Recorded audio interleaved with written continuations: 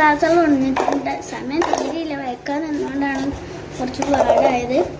എനിക്ക് പിന്നെ കളിച്ചാനേ പറ്റൂല. അതാണ് ഞാൻ വേഗം അർജൻറ്റ്.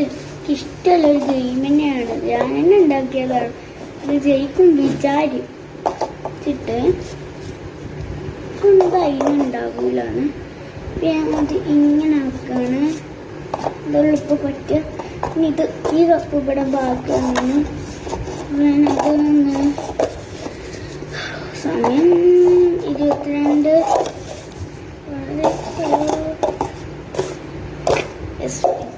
ഓക്കെ, ഞാൻ അതിൽ ജയിച്ചിക്കണ്.